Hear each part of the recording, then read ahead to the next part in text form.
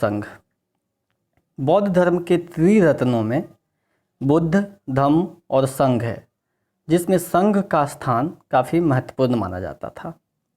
सारनाथ में मृगदाव में धर्म का उपदेश देने के पश्चात 5 शिष्यों के साथ बुद्ध ने संघ की स्थापना की थी। इसका मतलब हुआ कि बुद्ध ने संघ की स्थापना कहाँ की थी? सारनाथ, वाराणसी में। बौद्ध संघ का संगठन गणतांत्रिक आधार पर हुआ था। संघ में प्रविष्ट होने को उपसंपदा कहा जाता था। यह महत्वपूर्ण शब्दावलियों को आपको ध्यान रखना है, क्योंकि ऑब्जेक्टिव टाइप क्वेश्चंस में ऐसे प्रश्न पूछे जाते हैं। तो संघ में प्रविष्ट होना से मतलब है कि संघ में शामिल होना, इसे उपसंपदा कहा जाता था। भिक्षु लोग वर्षा काल को छोड़कर शेष समय धर्म का उपदेश देने के लिए भ्रमण करते रहते थे। संघ का द्वार सभी लोगों के लिए खुला था।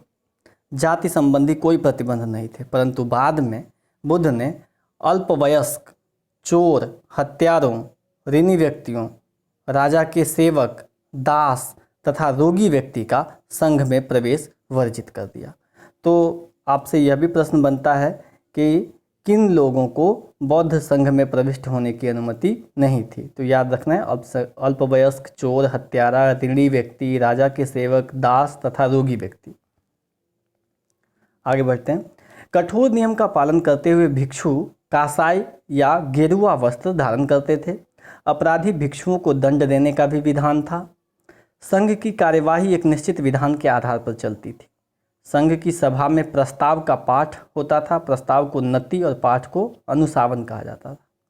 प्रस्ताव पर मतभेद होने की स्थिति में अलग अलग रंग की शलाका द्वारा लोग अपना मत पक्ष या विपक्ष में प्रस्तुत करते थे। जैसा आजकल या पहले हुआ करता था, जब ईवीएम नहीं था तो वोट डालने के लिए जिस तरह से पर्चे का प्रयोग किया जाता था, उसी पर्चे को शलाका कहा गया है। सभा में बैठने की व्यवस्था करने वाले अधिकारी को आसन प्रज्ञापक कहा जाता था। सभा के वैध कार्रवाई के लिए न्यूनतम उपस्थिति संख्या 20 थी, यानी कम से कम 20 भिक्षुओं की उपस्थिति में ही सभा की कार्रवाई